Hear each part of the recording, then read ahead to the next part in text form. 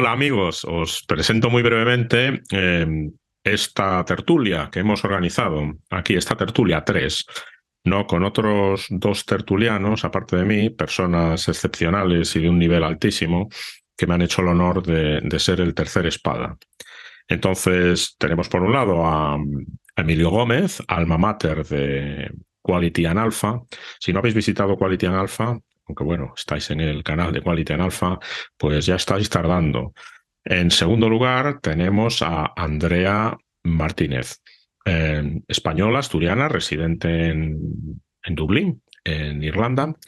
Eh, una experta en libertad, en liberalismo, en búsqueda de empleo y con una cabeza muy bien amueblada y con un canal de YouTube que lo mismo, ya estáis tardando en ir a ver sus vídeos. Y bueno, pues a mí me han concedido el honor de compartir este espacio con ellos en el papel de telonero, ¿de acuerdo? Y así un poco presentar, poner el quiénes somos.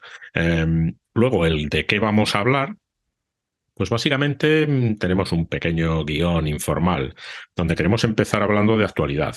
¿Y qué cosa más de actualidad?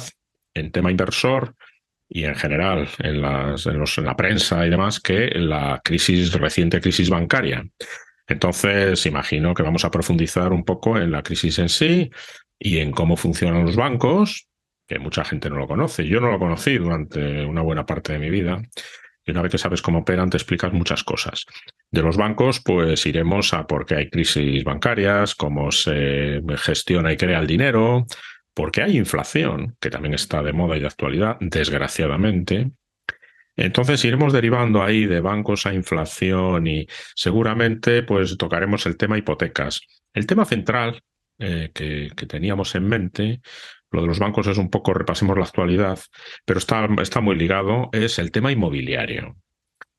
¿Es alquilar mejor que comprar? ¿Es comprar mejor que alquilar? ¿Los precios de la vivienda son altos, son bajos? ¿Por qué? ¿Dónde vivir?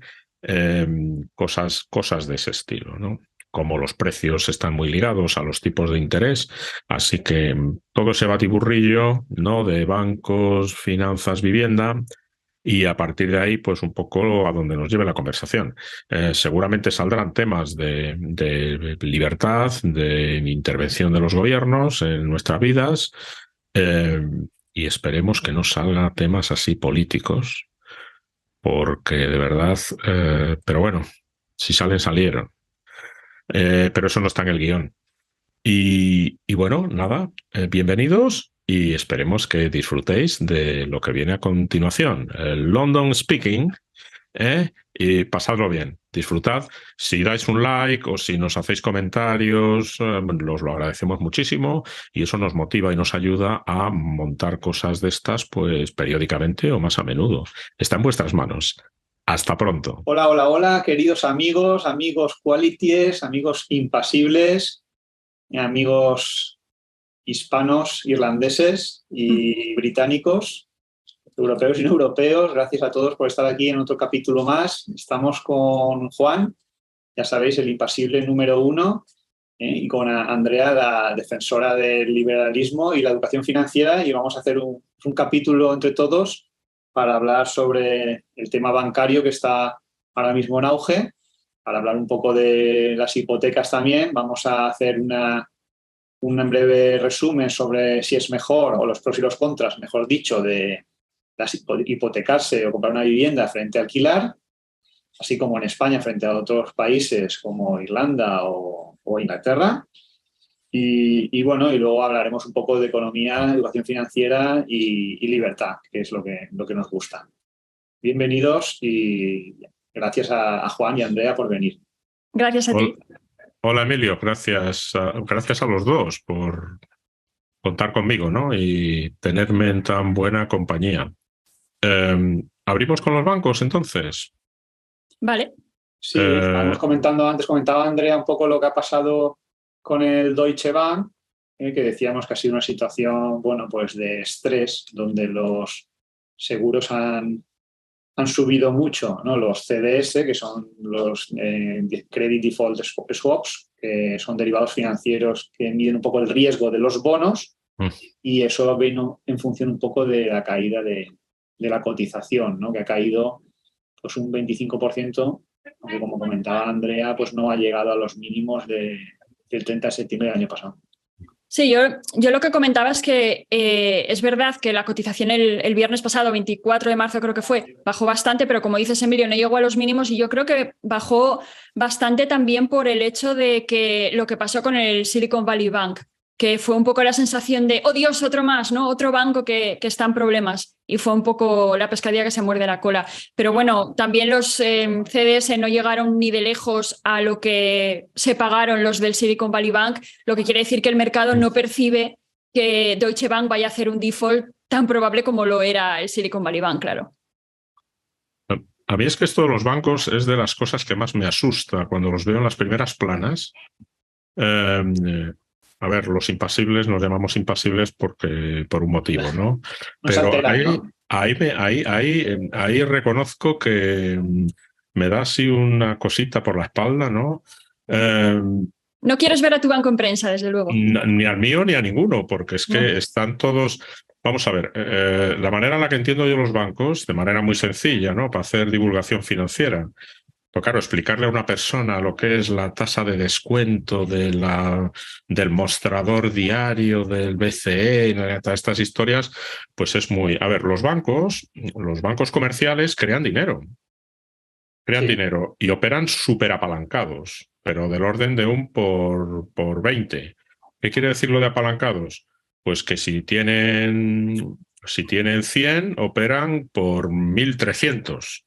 Es decir, yo deposito, en mi caso, 100 libras en el banco deja 3 ahí en un cajón virtual digital, y los otros 97 se los presta a Andrea. Y entonces Andrea va a su banco, ¿vale? Y esos 97 euros que deposita, los otros dejan otro par de eurillos por ahí aparcados, es decir, el apalancamiento brutal con el que operan hace que el sistema bancario sea inestable. Por definición. ¿Vale? Esto mucha gente no lo sabe, que operan así. Por eso son tan rentables. Dice, oh, es que en un crédito, ahora que el BCE lo ha puesto al 0,5% hace unos meses, claro, ellos cobran otro 0,5, ya, pero cobran otro 0,5 y multiplican luego por 15, que es lo del apalancamiento. Entonces ganan un pastizal. ¿Qué pasa? Que algo que es tan lucrativo la mayoría del tiempo, pues quítales tú a esos señores ese privilegio. El asunto es que si vamos todos los impositores, ¿qué digo todos? El 10%, nos ponemos de acuerdo y vamos mañana por la mañana a retirar la pasta, el banco quiebra directamente. Exactamente, el dinero no está. Bueno, no hace falta el 100%, con muchos menos ya quebraría. Sí, al ir a un por 15, pues con que vaya uno de 15, ya empieza la cosa a ponerse tal. ¿Qué sucede? Que eso, para hacer la cosa todavía un poco peor, esos préstamos que hacen, los hacen a largo plazo. A mí me deben mis 100 libras a la vista, que puedo ir al día siguiente a retirarlas, o tengo el derecho a que me las den, y los 97 que han prestado, dejando 3 libras en el cajoncito, se las dan a un tío a 20 años en una hipoteca. Claro. Con lo cual, el descalce de plazos es inmenso entre el activo y el pasivo. Sí, por eso... Sí, sigue, Andrea, sí. No, iba a decir que yo me acuerdo cuando aprendí esto y fue como si me explotara la cabeza. Sí. Porque es como que oyes mucho eso de los bancos crean dinero, pero dices, ¿pero cómo? Hasta que no te hace clic la cabeza no lo entiendes. Y claro, si como decías tú, Juan, tú dejas 100 libras en el banco, ellos reservan 3, las dejan ahí y me dan a mí 97, en mi cabeza yo tengo 97 libras y en tu cabeza tú tienes 100. Pero el origen eran 100 libras. En nuestra cabeza y a nivel contable. Sí. Pero además con eso es dinero, con el total, las 197, nos vamos al supermercado y nos dan pimientos. Claro, nosotros vivimos y consumimos en base a que tenemos yo 97 y tú 100, pero el origen en realidad son solo 100. Entonces esa es la manera en la que se crea dinero y en la que se amplía, se expande la oferta monetaria, que siempre cuando hablamos de la cantidad de oferta monetaria y demás, no es solamente el BCE imprimiendo dinero, comprando bonos del tesoro, también es esto, ¿no? Los bancos expandiendo. Entonces, conclusiones varias de esas malas prácticas. Por cierto, eso no se le permite hacer a cualquier otra empresa. Eso es ilegal, eso lo haces tú y eres un estafador y has montado un esquema Ponzi, no sé qué, te llevan a la cárcel. Eso solo se le permite a los bancos, dándoles una licencia, ¿vale? Que el banco la tiene y tú no la tienes. Eso lo que hace es turbocarga, por ejemplo, el consumo, turbocarga el mercado inmobiliario, turbocarga incluso el mercado de valores. Luego, el inmobiliario, ahora hablaremos. La clave de los precios del mercado inmobiliario lo marca la oferta monetaria, no lo marca otra cosa. Correcto. ¿Qué más cosas se sobrecargan? La inflación. Hemos tenido la enorme, no sé si suerte, de que los últimos 20 años, hasta hace 6 o 7 meses, no había inflación. Y el problema era que pudiera haber deflación, que yo tampoco entiendo por qué es un problema. Es un problema por el sistema monetario que tenemos y a los bancos centrales les aterra lo de la deflación y a los gobiernos porque dejaría de haber consumo, dejaría de demandarse crédito. Bueno, y no puedes pagar la deuda. Si tienes deflación, la deuda aumenta. Claro, es un problema. Pero estás premiando a los deudores sobre los acreedores. Pues claro, siempre. Todos los gobiernos. Y en vez de premiar el ahorro, estás premiando el estar entrampado. Y eso, claro, genera mucho consumo y genera muchísima actividad económica, pero es como una economía de papel.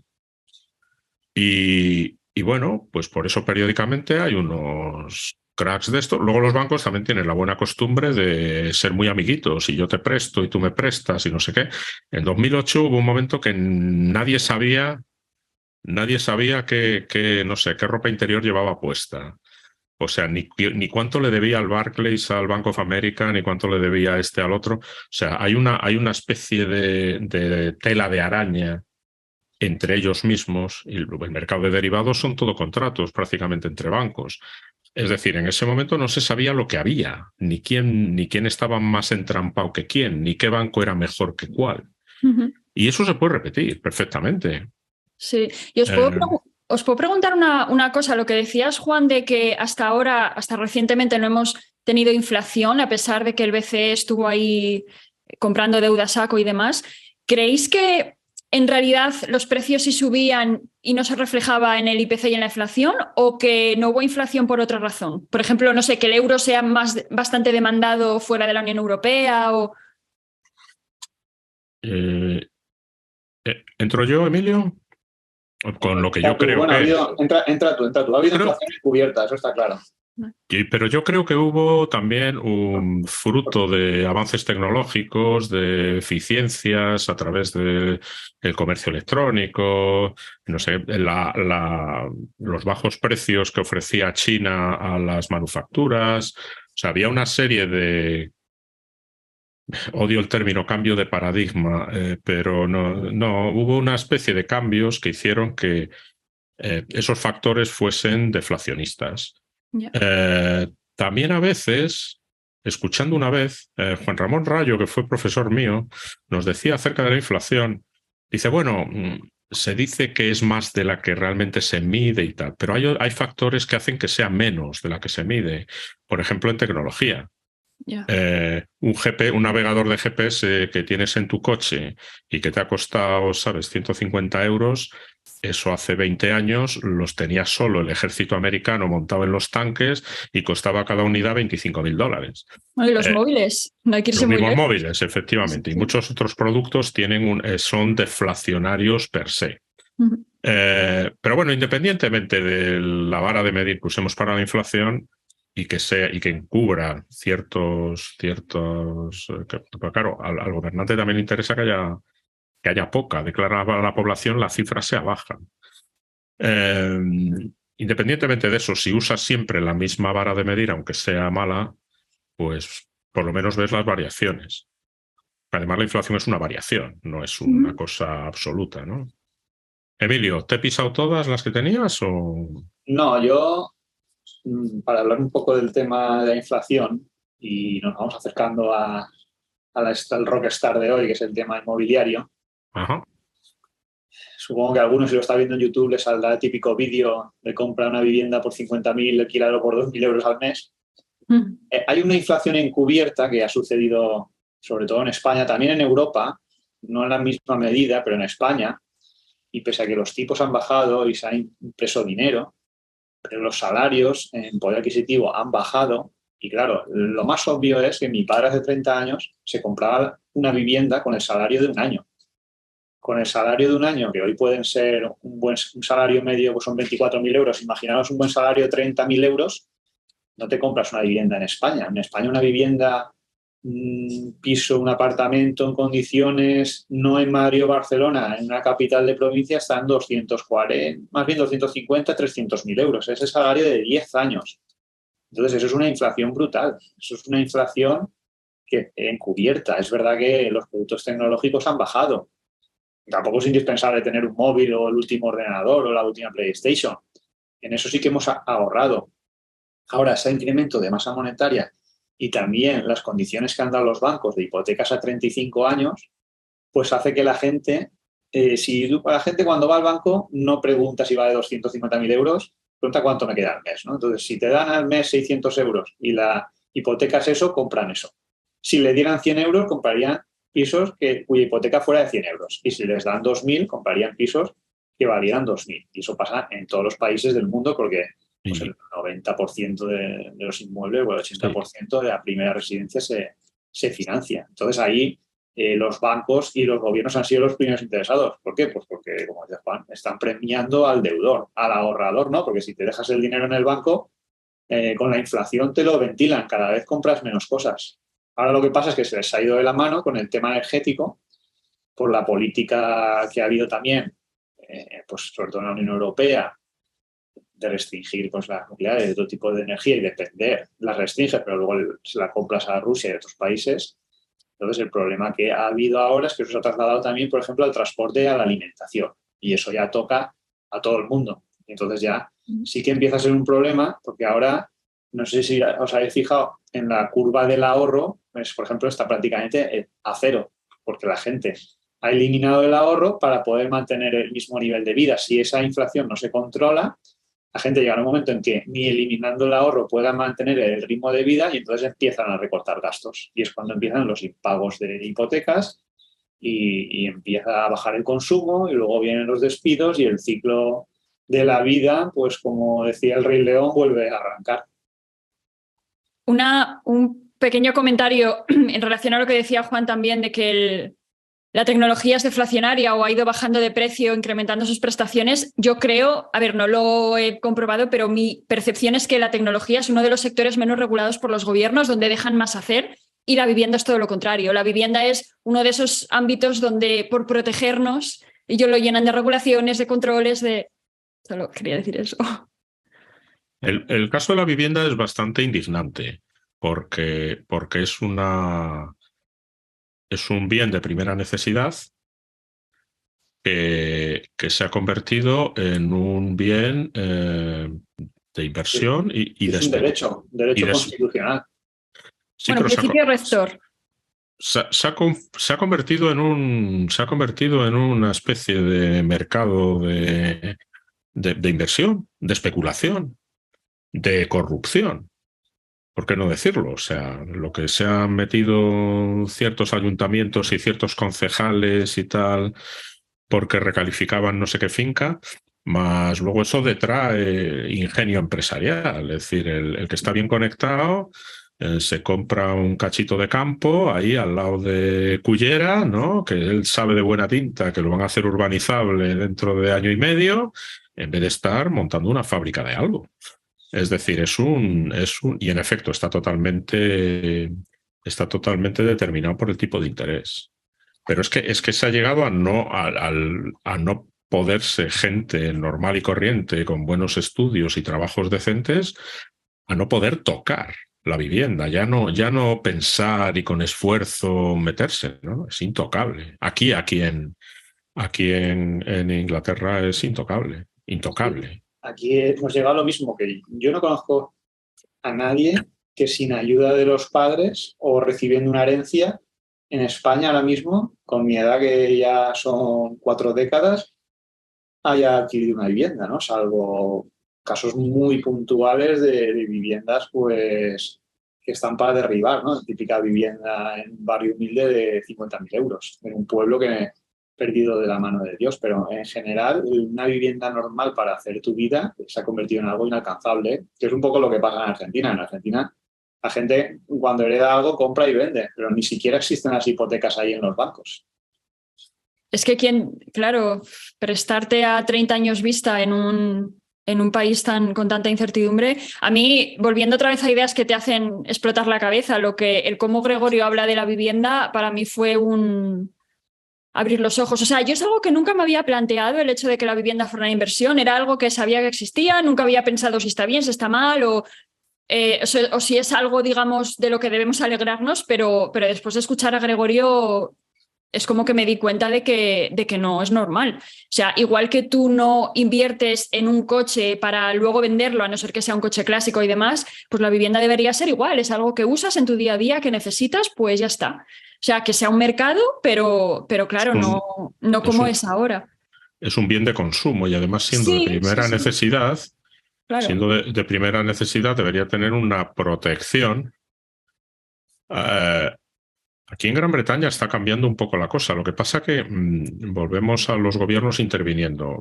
Cosa que tocan, cosa que fastidian.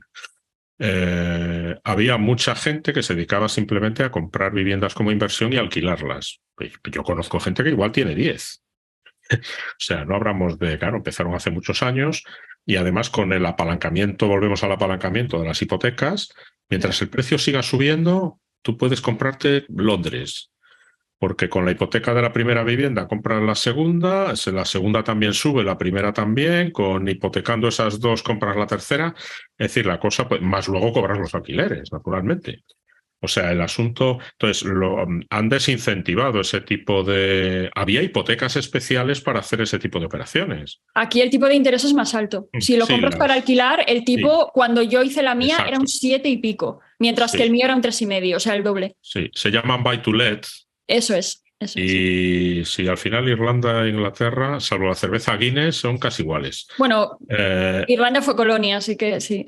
Sí, bueno, tienen mucho en común. De hecho, hay libre tránsito de personas, con Brexit o sin Brexit. Los irlandeses pueden venir aquí. Pero bueno, por no desviarnos del tema, se ha desincentivado ese tipo de buy-to-lets por legislación, por fiscalidad. Y entonces, pues eso, cosa que tocan, cosa que fastidian. Ahora lo que sucede es que hay una enorme escasez de viviendas de alquiler, con lo cual están subiendo los alquileres.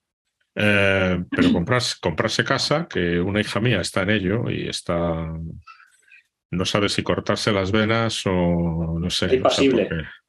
Bueno, pues estamos en esa de si le podemos ayudar o este tipo de historias.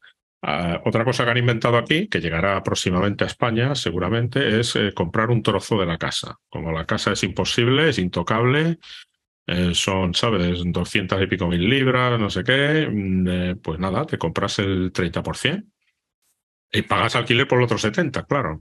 Lo cual yo creo que reúne las desventajas de ambos sistemas. Pero... Suena fatal. He dicho así, la verdad, suena fatal. Suena como los garajes esos que comprabas y a los 30 años te lo quitaban.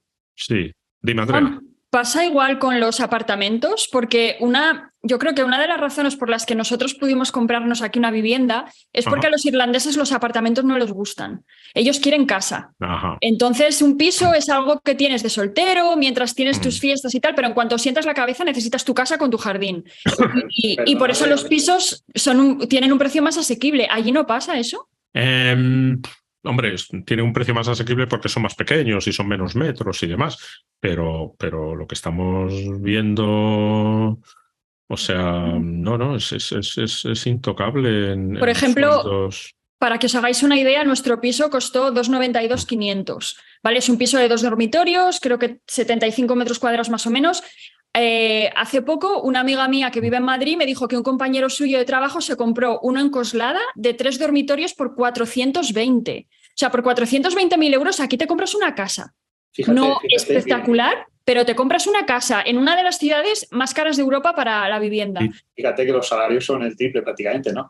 Pero date cuenta, bueno, has hablado en pasado de comprar la casa, lo cual ya tiene mucho mérito. Ahora nos explicarás el secreto, pero lo que hablas de los 420.000 euros en Coslada, el otro día que publicó una gráfica en Estados Unidos, ponían la cantidad que necesitabas para retirarte a los 60 años y vivir durante 28 años de rentas, y justo en España eran $420.000. Ya con $420.000 en España ya te retiras. Hablaba de ir sacando el dinero poco a poco, ¿no? No de la regla del 4 ni del 5%, pero decía, esa es la cantidad que necesitas para retirarte. Y por otro lado, lo estás metiendo todo en una vivienda, que no es que sea luego una mansión, es que es una vivienda normal y yo diría que más bien tirando a cutre. En este caso, a ver, obviamente no es la moraleja. En este caso mi amiga me dijo, no, a ver, el piso está muy bien, es amplio, tal, nos ha jodido, o sea, claro, ¿cómo no lo va a ser? Pero es que es Coslada, o sea, es que no es ni siquiera, ya no digo la Puerta del Sol, pero ni siquiera un suburbio de Madrid ciudad, o sea, yo flipé. Y luego, por supuesto, su empresa va un poco así, ¿no? Y dice que el chico le decía que estaba un poco con miedo porque si me echan y con el paro que me queda y el sueldo de mi mujer, pagamos la hipoteca. Ya está. O sea, es que hay situaciones que yo no sé cómo hay gente que puede dormir por las noches. A mí me da una úlcera si me veo así. Juan, bueno, ¿es el alquiler? Yo, bueno, mi historia inmobiliaria es curiosa. Se la he contado aquí a mis compañeros de aventuras. Yo llegué a tener dos casas, un piso en Alcalá de Henares y una casa que teníamos aquí cerca de Oxford. Y de tener dos a tener ninguna. La de Alcalá la vendimos, mi mujer no quería alquilar. Y a la vez tenía una cosa sentimental de que en esa casa había crecido nuestra hija y no sé, estas cosas que también las casas son muy proclives a eso, ¿no? Allí vivimos toda la vida, no sé, todo este tipo de cosas. Entonces, bueno, tuvimos suerte de venderla relativamente bien. Ya el mercado se empezaba a poner serio, era sobre 2008, 2009. Pero bueno, logramos venderla. Y la otra, que era donde vivíamos, pues también pues tenía poca luz y mi mujer se quejaba y que padecía depresión, las cosas como son. Y lo de la luz puede ser parte del este. Los hombres, o al menos yo, pues somos más. Es decir, danos un agujero, tira un colchón y estamos encantados. Ah, que no hay luz. Ah, pues oye, pues no me había dado cuenta. Yo tenía un medio despachito allí puesto con que el tejado tenía que entrar agachado porque el tejado me daba en la cabeza. Y ese era mi rinconcito y yo estaba a la mar de contento. Pero bueno, la vendimos por ese motivo. Y luego nunca logramos poder comprar una, digamos, ya con luz y más. Y a partir de ahí, en alquiler hasta la fecha. Alquilar tiene sus ventajas y tiene sus inconvenientes. Nosotros recientemente tuvimos que buscar la casa donde estamos, que es más grande, porque mi hija regresó de Perú y ahora en esta casa vivimos 7 personas, 7 y media, porque mi hija la segunda viene de vez en cuando. Y claro, la anterior podíamos vivir 4, más o menos bien, ya con 7 que estuvimos una temporada, que yo estaba un poco petado. Y entonces con un alquiler, pues das tu preaviso en dónde estás alquilado, alquilas la casa nueva y cambiando la mudanza y resuelves el tema. Si te toca vender y te toca comprar y te toca... No, luego, ¿qué más? No sé. Ayer mismo tuve el ejemplo, una persona que decía, no, yo me voy a comprar, tenía que vender su casa y comprarse una nueva. Yo comprar y tal, porque es que los alquileres cuestan 700 euros, una ciudad mediana pequeña. No, entre a mí 700 euros me sonaba música celestial. Pero bueno, se ve que ahí es dinero. Digo, vale, ¿y esa casa de 700 euros cuánto cuesta comprarla? Y no sé si me dijo 220.000. Entonces yo multipliqué 7.000 por 12, lo dividí entre 220.000 y lo que saca el casero por alquilarte esa casa a ese precio no llegaba al 4%. Teniendo en cuenta que luego hay gastos y reformas y otras cosas. Ahí ya ni entré, Emilio, ahí ya ni entré. Eso comentándolo con otras personas, dice, bueno, y no has hablado de esto y de aquello de lo de más allá. Digo, ya. Digo, ya, no, simplemente lo que es el yield, ¿no? El yield, como si fuera un bono la casa. Digo, ¿tú estarías contenta sobre 220.000 euros ganar un 3,8%, creo que salía? Dice, no.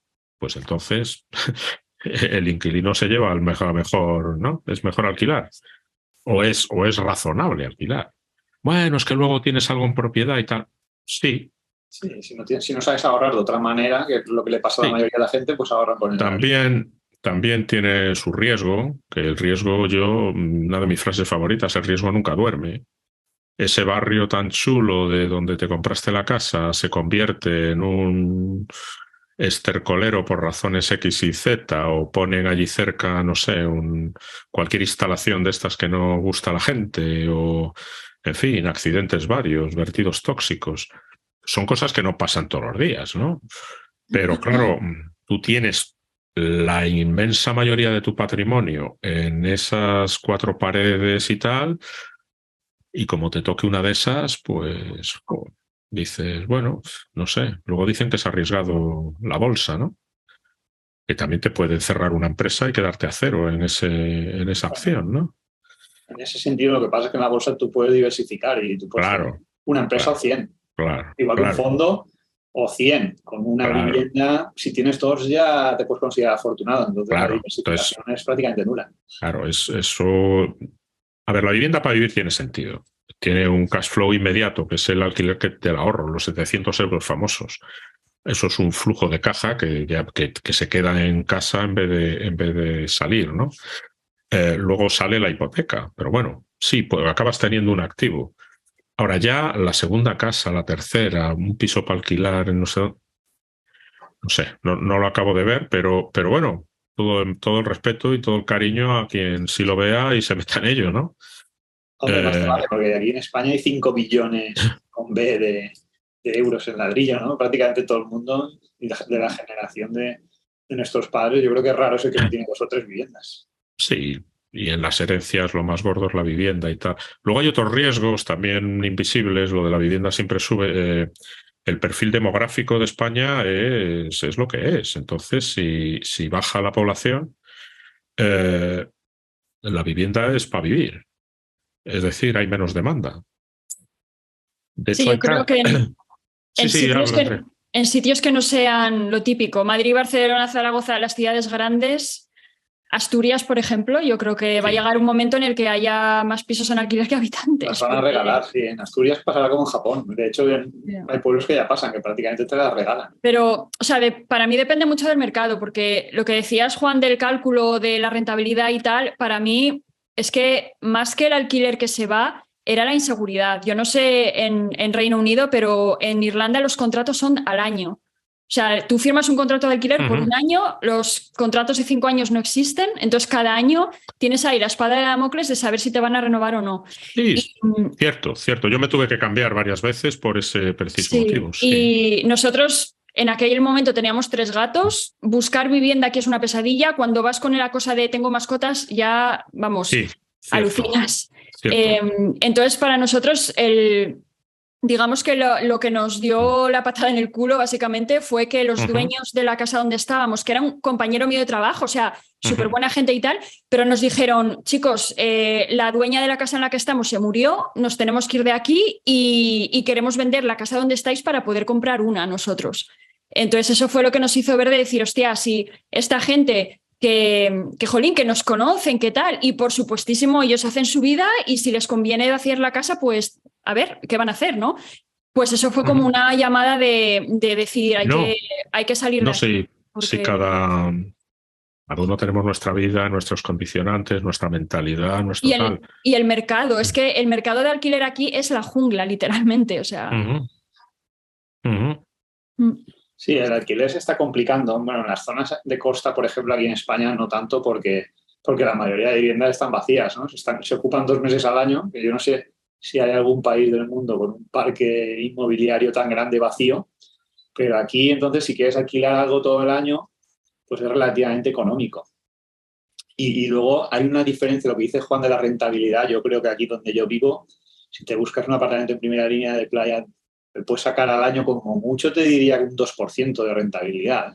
No le sacarás más y probablemente, como tengas derrama, ese año, que es algo bastante habitual, pierdes dinero con los gastos. ¿Y eso no se compensa en verano con los alquileres de julio y agosto? Aquí el verano tú le sacas 6.000 euros, un apartamento te puede costar 300.000, pues echan números. Y luego todos los gastos que tiene que son bárbaros. Te diría que difícilmente en invierno, si lo consigues alquilar, claro, no lo vas a alquilar por 100 euros, pero es que hay gente que paga 6.000 euros y lo tiene todo el año, porque en lugar de pagar 3.000 en julio y 3.000 en agosto, pagas 6.000 y lo tienes todo el año.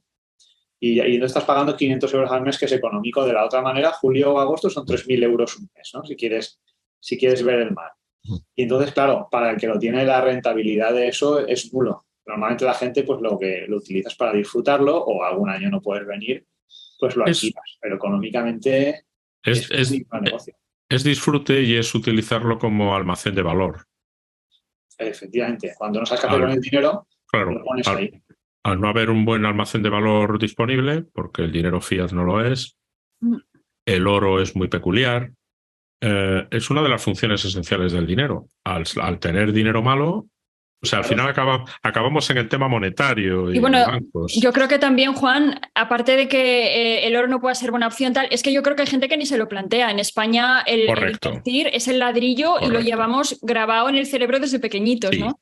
Sí. El IBEX es una parte minúscula. Yo no sé lo que habrá, en torno a 120.000 millones, ¿no? En total, en fondos de inversión y bolsa, pues en España habrá unos 500.000 millones. Y de esa una parte pequeña es el IBEX, o relativamente pequeña. Entonces no ha habido esa cultura, y tampoco es un índice que acompaña, porque si hubiera multiplicado por 3 como el índice americano en los últimos 10 años, pues a lo mejor en vez de 100.000 millones, lógicamente habrían 300 o 400.000 millones. Entonces la gente al final entiende el ladrillo, sabe que alquilas y cobras al mes, y le cuesta pensar en otro producto. Aunque ahí obtengas un 2%, piensan que es seguro. Mientras que un 10% en bolsa, como hay volatilidad, lo ven como inseguro. Y al final, pues bueno, mientras el país crece y suben los precios de los inmuebles, bien. Pero cuando ya te plantas en una época que no crecen, a la japonesa que digo yo... O cuando hay leyes que te dificultan el cobrar impagos, echar agentes... Que sí, aunque eso mi padre siempre lo pone de excusa, dice que no los puede alquilar porque luego no le pagan.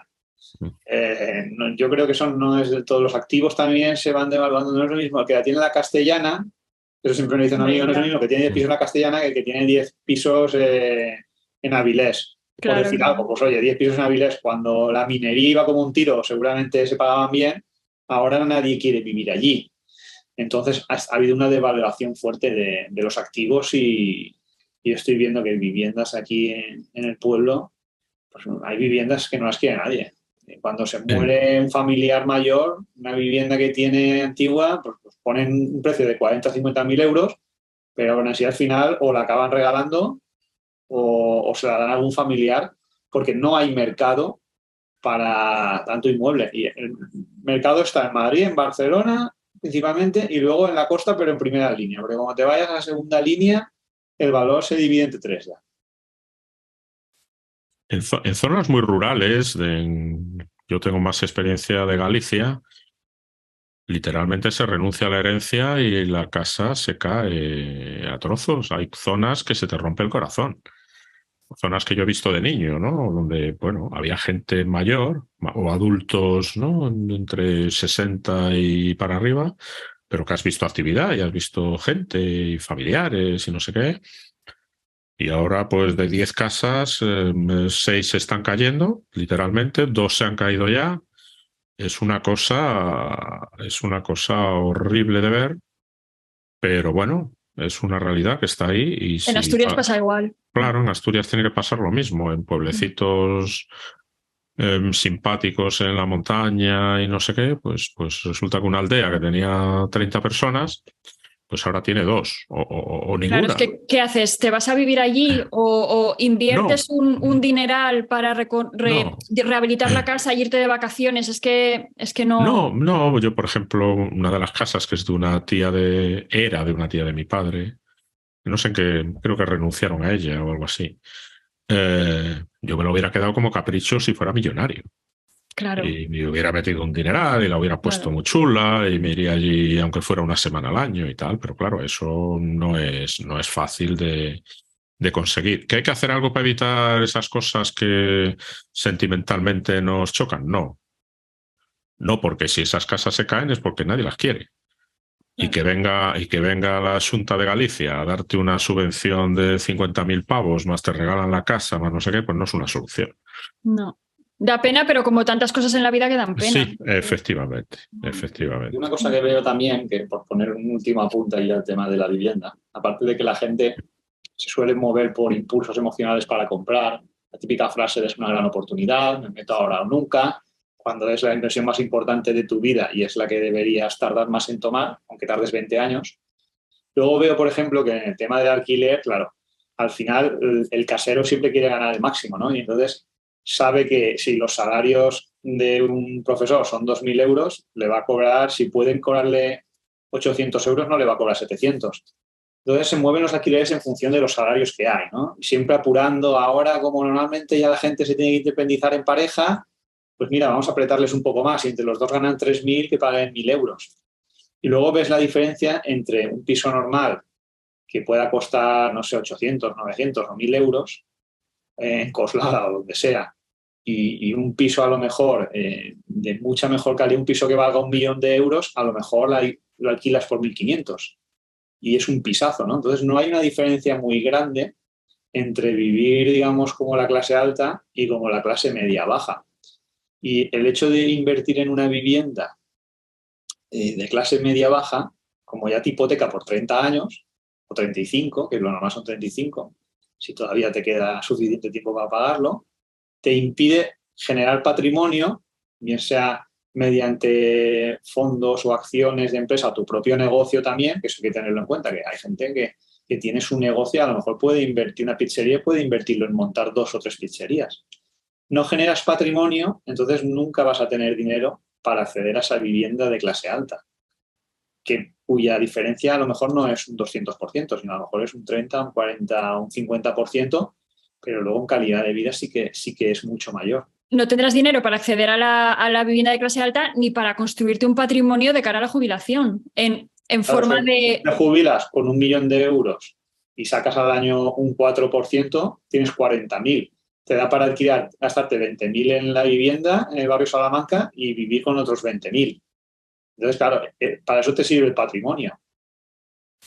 Claro, claro. O sea, sí. Mi madre siempre fue muy de compra, compra, compra, y yo siempre le dije, si tú tienes dinero, no tienes ningún problema por vivir de alquiler. O sea, es cuestión de poder pagarlo. Otra cosa es que a lo mejor no en el barrio que quieres estar, pero si tienes dinero, no tienes esa preocupación. Totalmente, Juan. Sí, no, coincido con lo que estás diciendo. A mí me ha pasado aquí varias veces vivir de alquiler en casas que no me podía permitir ni comprarlas ni por asomo. Una de ellas daba miedo porque estaba además súper bien decorada con cosas súper caras de marca. Pues eso es raro, ¿eh? Normalmente las casas de alquiler dan pena. Sí, pues esta era, pero además lo miramos a veces, a ver, ¿cuánto cuesta este jarrón? ¿No? Uy, 300 libras, madre mía. Y los niños por allí correteando entre las figuritas y el tal, nos daba pánico, nos va a salir la broma. Y esa en concreto era espectacular y alguna otra que estaba muy bien. Sí. Y bueno, no sé, que me quiten lo bailado de haber vivido, ¿no? Quizás por encima de mis posibilidades, entre comillas, en una casa que en realidad está en otra liga para mí. Pero comprarla hubiera sido imposible. Luego, en tema inmobiliario, se ve la gente, las trampas que se hace al solitario de me gusta el ladrillo, me lo han metido desde chiquitín, es una especie de tabú. Es una cosa tal. Y entonces empieza la gente, es muy gracioso verlo, a justificarse. Es que la vendí y la compré por 200, la vendí por 400. Fíjate, doble mi dinero ya. Es que ese es el problema, por eso estamos como estamos. Sí, pero ¿cuándo la compraste? Pues hace 20 años y la vendiste después de 20 años. Entonces calcular la rentabilidad anualizada.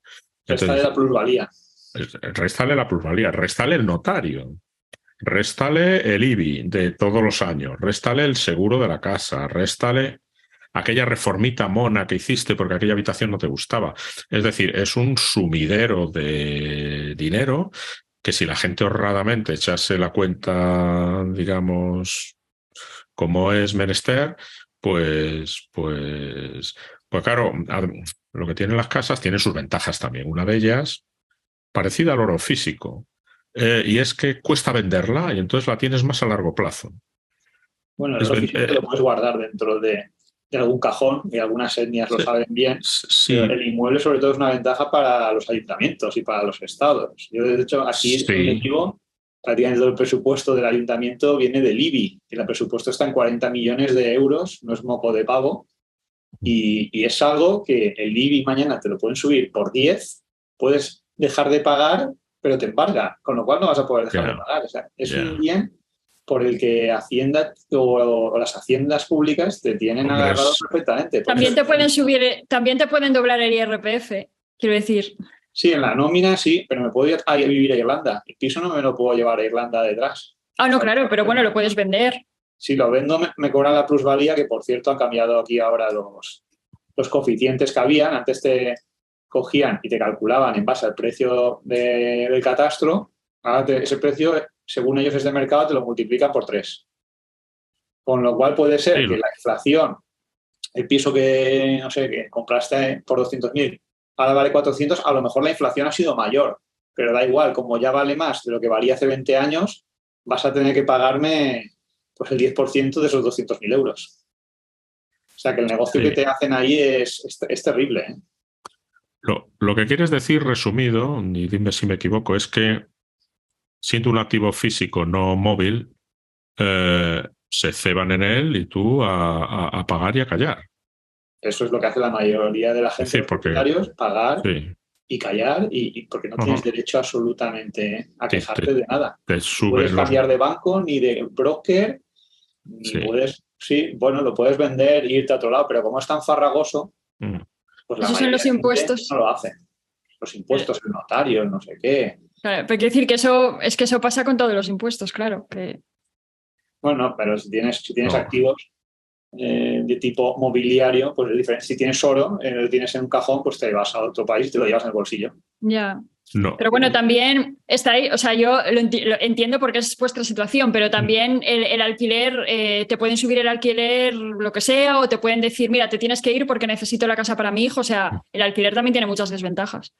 Sí, es verdad, pero yo también he estado aquí varios años y la verdad que tenía esa desventaja, aunque nunca me vi la tesitura de que iba a venir mi hijo. Al final, mientras pagaras religiosamente, que es lo que hacía yo, el casero lo único que quería es que te quedaras ahí de por vida. Pero es verdad que tenía esos inconvenientes, o a la hora de hacer una reformita que querías no podías. Pero yo no lo cambio por la flexibilidad de decir, ahora me voy a una casa más grande, o ahora una más pequeña, o me cambio de sitio. O sea, puede parecer una chorrada, pero para mí el tema de la nevera es una chorrada, pero cuando estaba de alquiler era, no puedo comprar la nevera que yo compraría porque no me da la gana de dejarla aquí y no me la puedo llevar porque había una nevera cuando llegué. Entonces, esas cosillas también a mí me Eso es psicológico, porque repateaban un poquillo. Gastarte aunque sea 1.000 euros en la nevera, yo lo he pensado, de a ver, si estoy 5 años la amortizo. Claro, pero nevera... no sabes cuánto vas a estar. Bueno, si te tienes que ir luego porque te sale una oferta buena, pues te vas y se quedará con la nevera. Yo creo que es algo más psicológico, aunque es verdad que eso pesa, ¿no? Hombre. Te vas y dejar una nevera buena en una vivienda que no es tuya, pues duele, pero no es... Frente a una inversión de 300.000 euros no es algo que sea definitivo. No, son montoncitos. O sea, para mí lo principal era la seguridad, de que aquí no me va a echar nadie. Eso era para mí la obsesión que tenía. Pero el resto son como montoncitos que se van sumando. Sí, el hacer desperfectos, el poner un cuadro y taladrar la pared, y luego cuando te vas, pues te pueden reclamar un cierto dinero por... Aquí, desde luego, miran con lupa la casa y siempre intentan rascarte un algo de la fianza. Sí, exactamente. Llevarte la fianza completa es prácticamente imposible. Y en ese sentido te hace no estar a gusto. Lo de las mascotas, también a las personas que os gustan los animales y demás, pues es un inconveniente. Pero bueno, yo lo que quiero decir es, tiene ventajas y tiene inconvenientes. Piénselo, medítelo, que es importante para usted, no sé qué y no sé cuál. No tienes que comprar casa porque sí, que es un poco la cosa española. Y la peor de la cosa española es que si no te compras casa, te miran como que fueras tonto de baba. Eso no sé si os ha pasado. Ya. A mí sí me ha pasado como que fueras idiota, pero como que tuvieras un cociente intelectual de 30, ¿eh? Y también O decirte, si no sea, la compras, a veces decirte, si no la compras es porque sabes que la vas a heredar. Como diciéndote, tú eres un cabrón ahí afortunado que ya sabes que te va a pero caer la vivienda y por eso no vas a comprarte otra corriendo. pues yo el día que herede, Dios quiera que tarde mucho, pero bueno, mis padres ya son mayores. De lo que haya de herencia, pues yo la pasta líquida, ¿eh? Las casas son las que se la queden mis hermanas. O sea, es que no sé, es que donde esté el dinerito tal cual, sabes, que te quitas de, no sé, a ver para qué quiero yo una casa, ya no digo en el pueblo, Porque pero igual si se pagaran aquí las casas en 5 años como en Irlanda, No, es lo no, que no, no, no, no, no, no, que cualquiera que te escuche decir eso, madre mía, te mata. No, no, aquí no es. O sea, nuestro caso hay que hacer un fue. poco de clickbait para que suban la Madre audiencia. mía, es sí, el problema nacional número uno ahora mismo. Es. es que sí. Bueno, es que estamos en la parte alta del ciclo también. Ese es el problema de la vivienda y el alquiler y allí no sé, aquí como ahora hay Claro, elecciones, el alquiler está en boca de todos. pero es que también, a ver, esto lleva años siendo así, lo que pasa que ahora es una cosa espectacular. Para que os hagáis una idea, la última vez que yo lo miré en el Idealista irlandés, había más viviendas en alquiler en Gijón que en Dublín. O sea, en una ciudad media de España, que aquí, que tienes un montonazo de gente viniendo de mogollón de países de Europa todo el tiempo buscando casa, luego la tasa de natalidad es tal que mi generación, yo soy del 85, la gente tiene 3 y 4 hermanos, 5 es bastante común. O sea, en natalidad vamos como un poco por detrás de España. Ahora la gente ya tiene como mucho 3, algunos 4 hijos, pero 5 es raro. Pero la gente de mi edad, que ahora está buscando casa y demás, son una generación muy numerosa. Y en octubre al gobierno no se le ocurre otra cosa que decirle a los caseros que no pueden terminar contratos de alquiler. En plan, si no te pagan, vale, puedes echar al inquilino, pero si te está pagando bien y el contrato vence, hay un parón y no puedes echar a nadie de tu casa, no puedes finalizar contratos. Y ahora están hablando de quitar esa prohibición, digamos. Entonces, claro, ¿qué pasó? Que los caseros se acojonaron y en cuanto pueden ir vaciando los pisos, los sacan del mercado. Entonces o sea, digamos, leyes de estas, hay topes de precios, topes de subida de alquiler, hizo que mucha gente que alquila diga, mira, no me compensa, lo que acentúa el problema. Lo que veníamos hablando antes, medidas que en teoría son para favorecer al inquilino, lo que hacen es reventar el mercado y perjudicarle. Yo lo que sí que he visto en mercados tan regulados como los países nórdicos, lo que suelen hacer por esos independizantes, que probablemente el modelo sea de los más acertados, ellos lo que hacen es que facilitar a los estudiantes o a los trabajadores la vivienda. Es decir, usted que cobra 2.000 euros, 30%, que es lo máximo que puede pagar, 600, 700, pues aquí tiene una vivienda que se la alquilamos a este precio, ¿no? Y buscan que haya oferta en ese sentido. Viviendas semilonchafinistas, a lo mejor tienes un estudio en Copenhague de 30 metros o 40, pero por el precio que puedes pagar. No sé. La libertad absoluta, ahí es difícil que funcione, porque yo me acuerdo cuando decía Rajoy, hay que liberalizar el suelo. Digo, pero bueno, por mucho que tú liberalices el suelo en Asturias, en Madrid el suelo hay el que hay y no hay más vivienda. Entonces, la presión ahí va a ser difícil mientras que la gente no pueda teletrabajar o mientras metas a todos los ministerios, a todos los funcionarios en la misma manzana y no los repartas por toda España, por ejemplo. Porque imagínate en España que dijeran, todo el mundo puede teletrabajar, cuyo trabajo se lo permita, ¿no? Porque lógicamente si vas a recoger la basura, ¿no? Pero el que trabaje en la administración, todo el mundo podría trabajar. Entonces eso ayudaría a desinflar el precio de la vivienda. Yo he visto lo que ha dicho Andrea, me voy a dedicar al teletrabajo, me voy a ir a Gijón. 179 días, ni uno más.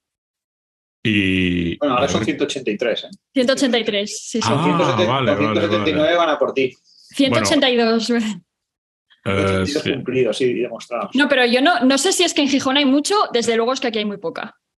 Pues yo, sean los días que sean, voy a hacer un poquito eso. Yo trabajé en Alemania una temporadita y había gente que era ahorra impuestos, pero ya una cosa obsesiva. Y ellos sabían cuándo contaba el día. Sí. El día cuenta a medianoche. Entonces, si tú llegas de Alemania a UK a las 11:30, pues ese día es UK. y si llegas a las 12:30, pues es cuenta Alemania. Y los tíos tenían una hoja de cálculo con todos sus billetes de avión y toda su tal para demostrar que estaban en tal sitio. En fin, una cosa tremenda. Voy a mirar lo de Gijón. Ahí, para quien le dé curiosidad a este tema, hay una comunidad que se llama Libre Estado, que son de este estilo que cuenta Juan, ¿no? Y tienen un curso y tienen un blog y escriben sobre algo que se llama la teoría de las banderas, que es un poco eso, el ir buscando esos países donde fiscalmente te tratan mejor y siempre moviéndote para no pasar 183 días en ninguno. Sí, el turista perpetuo se llama. Lo hemos entrevistado a Adrián de Libre Estado. Efectivamente. En Alfa. Eso. Y tiene un hilo también. Eso Lo bueno hoy en día también es que te puedes mover. O sea, si tú tienes capital mobiliario, como los fondos de inversión, impasibles o no impasibles, los puedes mover también sin necesidad de moverte tú. O sea, puedes tener cuentas en Kuala Lumpur, o donde tú quieras, o en Estonia o en Lituania, y tú te puedes mover pues a tu libre albedrío. Ahora, con las nóminas y con los bienes inmuebles, no, ahí no hay más copia. Hay un canal de YouTube que se llama Nomad Capitalist. Lo conozco. Lo conoces, ¿no? Es de un americano y tal, que el moto es Go where you are treated best. Vete donde te traten mejor. Sí. En caso extremo de gente de este tipo, un hombre que no le conozco a su hija, a su mujer, y no le conozco precisamente porque el hombre vive en 3 países todos los años. Tailandia, ¿no? ¿Está? No, vive... bueno, el de Nomad Capitalist sí. No, te hablo de otra persona. Vale. Esta otra persona, la enorme ventaja que tiene es que es asesor fiscal internacional. Entonces el tío es danés y entonces está parte del año en Dinamarca, está parte del año en Reino Unido y está parte del año en Dubái. Y no paga de impuestos ni un duro. Yo creo que la clave ahí es Dubái. Dubái es tax free, bueno, yo estaba en exactamente. Entonces yo no sé qué tiempos gasta en cada sitio, pero... Hombre, ahí en invierno estás calentito. Lo que pasa es que a mí no me gustaría para nada estar pendiente del calendario. El estilo de vida, efectivamente. Que va, no. De nuevo, depende mucho de las circunstancias. A lo mejor dice que está ahí y luego está en el mismo sitio en Dinamarca y no se mueve, ¿sabes? Que yo creo que de esos hay. Eso he visto unos cuantos. Dices, sí, yo voy viajando por el mundo, aquí tienes el billete. Se pone un fondo de pantalla, ¿no? Como el que tengo yo, pero con las palmeritas. Y luego eso, claro, depende de, digamos, los huevos que tenga cada cual para forzar la máquina. Yo conociendo ni media broma. Son casos extremos, pero hay casos menos extremos donde, como ahora la vida es mucho más internacional y mucho más pues no sé, yo tengo 3 hijos. Imagínate que uno de ellos se va, no sé, a vivir a Canadá. Vale, y la otra vive aquí. Y a mí me gusta ir a Cullera a ver a Emilio en verano. Entonces ya tengo 3 países donde estar unos meses. Puedes ir 183 días a Canadá y luego... Tengo que estar jubilado o semijubilado o tener un trabajo que se pueda hacer en remoto fácilmente. Sí. Que cada vez hay más. Por ejemplo, como asesor no regulado. Sí, eso ahí la visión es tomarse unas caipiriñas al lado de una piscina en un momento dado, pero ya seremos muy mayores. Sí, ese, por ejemplo, es de hacer desde cualquier lado. Lo que hago yo de software y electrónica y demás, cada vez hay más contratos híbridos e incluso completamente remotos. Y yo que trabajo a temporaditas en proyectos diferentes, pues lo de hacer un proyecto entero remoto que dure 6 meses, pues oye, igual tienes que ir 2 o 3 veces a ver la oficina o lo que sea, pero es posible. Bueno, y si os parece, vamos terminando. Andrea, cuéntanos a quién tenemos que votar en las próximas elecciones. ¿Te vas a presentar con algún partido político? Gregorio, ya sabes que ha escrito un libro que explica cómo hay que hacerlo. Nosotros, desde Quality and Alpha, estamos dispuestos a hacerte campaña. Esto es inesperado, esto no estaba planeado, Emilio. Está en el guión, Juan. No, calla, que... has dicho? El otro día me dijo uno por Twitter, alguien a quien no conozco, que cuando voy en las listas de PP o Vox. Es como... Precisamente la idea sería todo lo contrario, ¿no? Que algo diferente, un poquito de aire fresco, ¿no? La gente es que en España es del Madrid o del Barça, ¿no? No puedes ir... Fíjate en Francia como cómo han desaparecido tanto el Partido Conservador como el Partido Socialista, ¿no? Y ahora la gente se mete con Macron cuando por fin dice algo sensato, que es insostenible el sistema. Madre mía, ¿eh? Madre mía, vaya huevos que tiene. Pero eso en España, yo confío en que algún día pase y hay un partido diferente, nuevo, y barra a los que hay ya, porque esto ya suena a chiste, que salga ahora Feijóo diciendo que va a renovar ahí el Congreso, pero si es de la vieja guardia del PP, porque necesitamos gente nueva. Además es que no hay nadie con mejor oratoria, de verdad, en todo el PP. Es que nadie que no diga barbaridades como la de Gran Hermano escrito en 1984. Sí. Pues no sé, pero a Casado lo enterraron bien antes de horas. Sí. Ya, fíjate que en cuanto a oratoria, Casado no estaba mal. Vale que el contenido puede no gustarte, que era tibio, que tal, pero en cuanto a oratoria, tío, al menos no da vergüenza ajena. Si empezamos a meternos con los gallegos, yo me voy, ¿eh?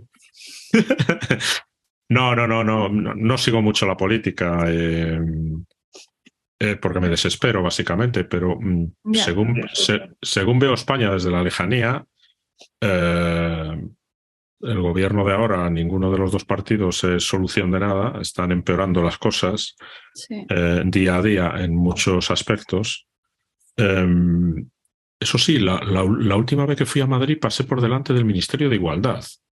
Sí, y el vigilante de seguridad era una mujer, lo cual me... ¿Te sorprendió?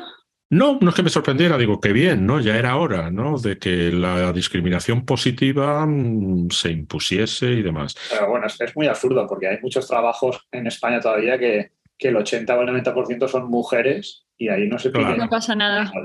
Por eso ese tipo de campañas aquí hicieron una para que las chicas se animasen a estudiar ingeniería y ciencias. Bueno, y pues si no lo hacen, ¿por qué es? Porque no les gusta. Porque no quieren. Porque no quieren. Porque son machistas y no quieren arruinarse la vida estudiando ingeniería. Porque no quieren.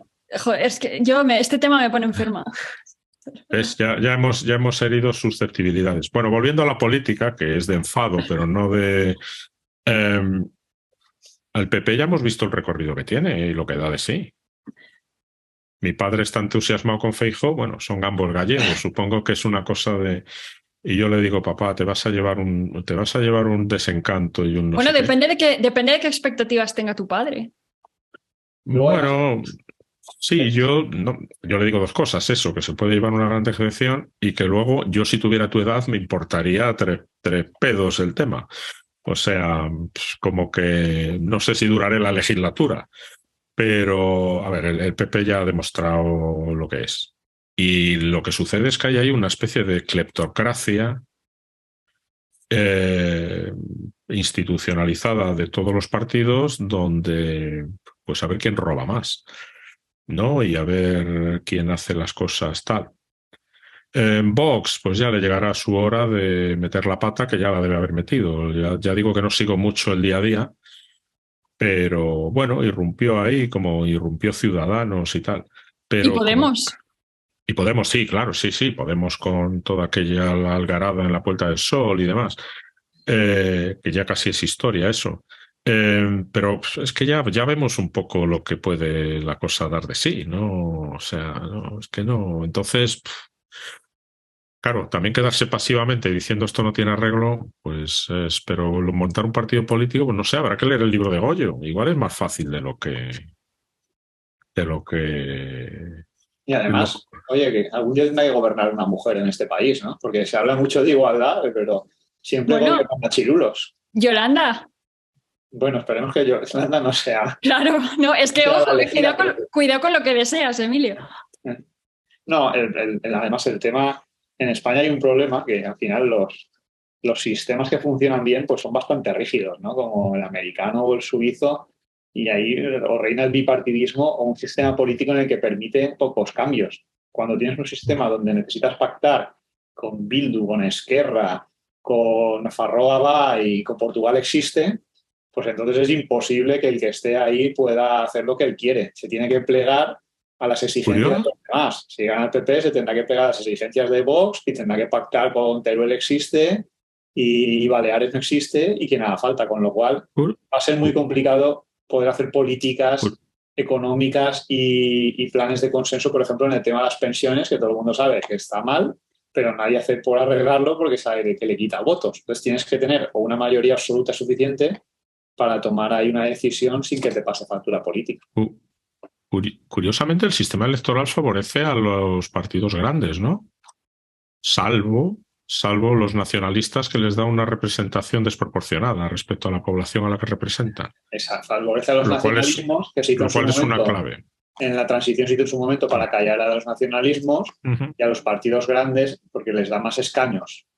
Pero claro, no tienen, ya está tan dividido el Congreso que no tienen la representación suficiente como para poder decirle a Podemos, no, es que esto, mira, no podemos subir el salario mínimo porque se pierde empleo o porque genera más inflación. Pero bueno, pues al final se pliegan y le dicen que sí a todo para que le aprueben los presupuestos y puedan seguir continuando otro año más. Volviendo a la idea de Andrea for President, ¿cómo podemos... Ya veo que hace así con la cabeza y ¿cómo podemos, no sé, cuál sería la ruta más...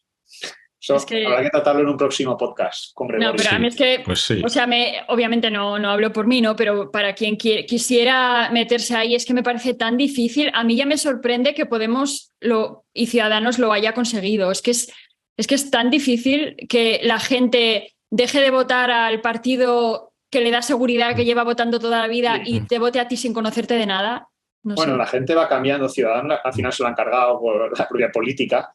Pero la gente va cambiando, cada 4 años se renueva gente, desaparecen pensionistas y aparecen nuevos votantes. Entonces... Y luego, aparte que me parece muy difícil, ahora que dices los pensionistas, ¿no? Explicar lo que hay en las pensiones me parece muy complicado que la gente te apoye con el mensaje que gente como nosotros iba a dar.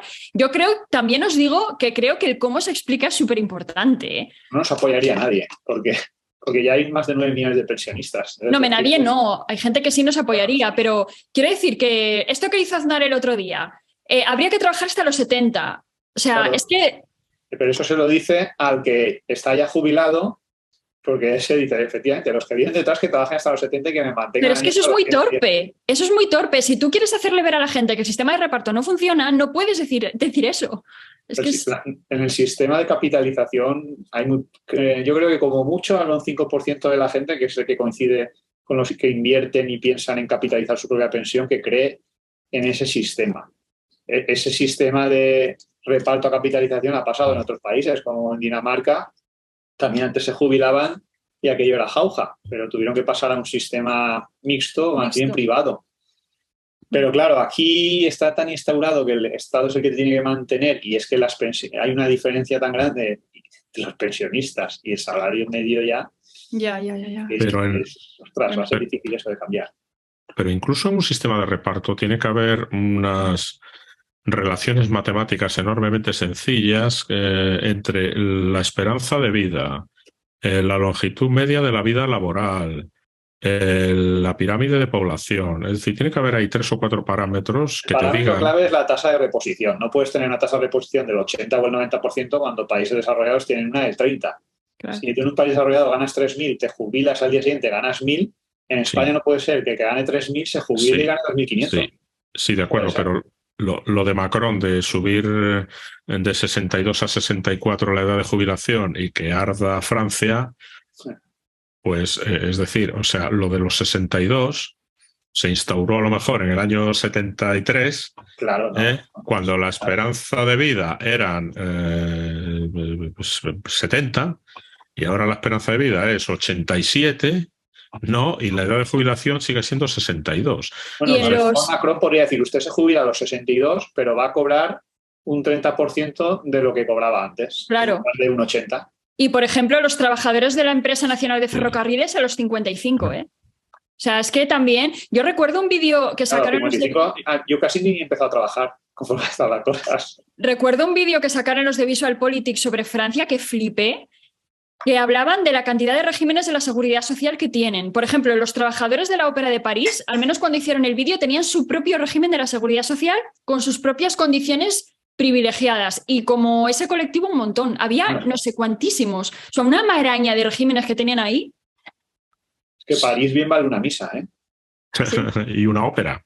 Sí, sí. O sea, La ópera Garnier es espectacular. Yo creo que es la mejor del mundo. O sea, es que hay un montón digamos, colectivos privilegiados a los que los franceses les están pagando jubilaciones de oro que... Claro, el problema de Francia es que en España usamos el modelo francés hasta para las carreteras, pero tenemos todo lleno de rotondas. Pero luego, y el sistema de seguridad social, que pagas el 35% la empresa, pero claro, los salarios no son los mismos. En Francia se cobra el doble y en España tienes la misma presión fiscal con salarios que son la mitad. Entonces aquí cogemos lo malo, pero lo bueno no. Lo bueno, por ejemplo, que es lo de jubilarte a los 55 años, eso no. Pero lo malo que es pagar el 35% la empresa y luego otro tanto el trabajador, eso sí que lo cogemos. Entonces, claro, cada país tiene un intríngulis y aquí pues nos hemos agarrado a eso y el resultado pues está siendo el que es. Jóvenes empobrecidos. De todas formas, los números mandan y las realidades se acaban imponiendo. Y un buen día, y además es que ya ha pasado. O sea, no es que digas, oh, te lo estás inventando. No, no. O sea, el ejemplo de Grecia es enormemente esclarecedor, ¿no? Donde le metieron un tijeretazo. En Grecia, los ferrocarriles no sé qué tienen para el tema privilegios y corruptelas. No sé, es una especie de... En Grecia, cuando llegaron allí los hombres de negro y demás, en Grecia, con los ingresos de los ferrocarriles, no pagaban la nómina. No les daba para la nómina. Con la facturación. Ya no entro en gastos que un ferrocarril, caray, tiene que tener ahí, ¿no? CAPEX y...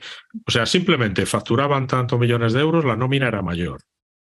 Y claro, entonces ahí tuvieron que poner un poco de orden, ¿no? Luego está la corrupción varia, algo en lo que Goyo, por ejemplo, insiste mucho. Miraron una base de datos, hicieron una filtrada y había griegos mayores de 110 años, había unos cuantos. Gente que se les olvidó reportar que el abuelo había pasado a mejor vida y seguían cobrando la pensión.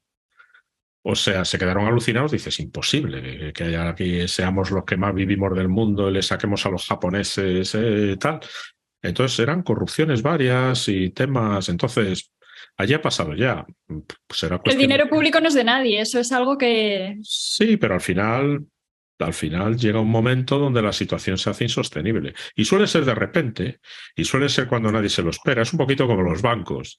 Es un poco como los bancos. Un buen día tú estás tan tranquilo ahí mirando la bolsa y demás, al día siguiente hay un banco en California que no sé qué, al día siguiente hay otro banco en la costa este que no sé cuál, luego Credit Suisse, luego Deutsche Bank, o sea, y todo apareciendo como de la nada. Y estas crisis soberanas, pues un poco parecido, ¿no? Y un buen día sucederá. No, yo no veo otra, no sé, acumular más deuda y más deuda y más deuda y no sé hasta cuándo. Yeah. Bueno, si os parece, y hacemos una ronda más cada uno y terminamos para no agotar a los oyentes.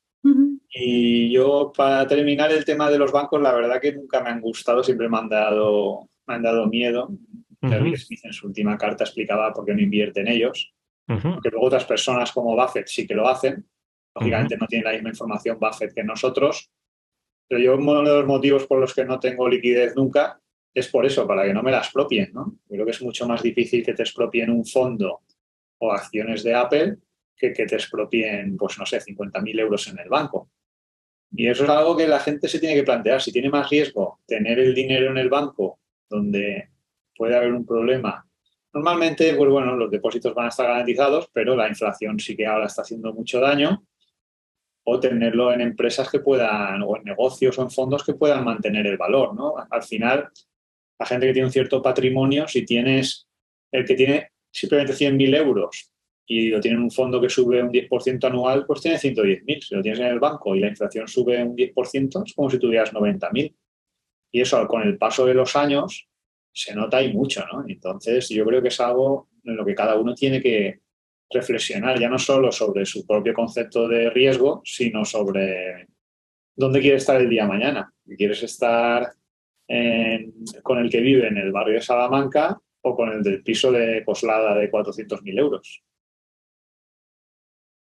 Sí, yo para rematar eso diría que la gente se plantee, que es una de las cosas que yo pensaba cuando empezamos a invertir, el por qué la gente que tiene dinero no lo tiene en liquidez. O sea, los millonarios no tienen millones de euros guardados en una caja fuerte y por algo es, ¿no? Y también el hecho de que no existe la ausencia de riesgo, que tú tengas todos tus ahorros en el banco no quiere decir que no tengas un riesgo asociado a eso, no existe la ausencia de riesgo. Bueno, eso Juan igual lo puede explicar, porque tú si, por ejemplo, tienes un fondo, sabes que más de 100.000 euros mejor no tengas en el fondo, porque como quiebre la gestora, a ver a quién vas y le pides el dinero. Y son cosas que han sucedido. Pero sí, bueno, el problema era sobre todo con la liquidez. El riesgo, a mí una de mis frases favoritas sobre el riesgo es que el riesgo nunca duerme. Y muchas veces no sabes de dónde va a venir. Y el concepto de riesgo se está cambiando muchísimo. Por ejemplo, la renta fija. Voy a hacer una cartera 60-40 o renta fija para que no tal. La renta fija se ha pegado una despeñada sin frenos en el último año, sobre todo en plazos medio largos, al subir los tipos de interés. El leñazo es espectacular y entonces te puedes comer una caída de la bolsa con una caída de la renta fija, creyendo que te estás protegiendo. Entonces, todas estas cosas hay que replanteárselas y mirarlas y tener cuidado. Un piso tiene riesgo, será más bajo que el de tal, sí, pero piense usted qué cosas pueden hacer que su inmueble baje de precio. Y así con todo. Y así con todo. Manejar el riesgo es esencial en la vida en general, ya no en el tema inversión y dinero. Y eso es todo, por mi parte. Pues, muchas gracias a todos por escucharnos, muchas gracias a los impasibles, a los liberales, a los qualities, a los liberticidas, si hay alguno que otro, y por supuesto a nuestra querida Andrea y al señor Cogollos, asesor no regulado, ya sabéis, del Fondo Impassive Wealth. Sí, un día explicaré lo de no regulado. Pero bueno, a ver si genera curiosidad. Hasta pronto, chicos. Hasta luego. Adiós.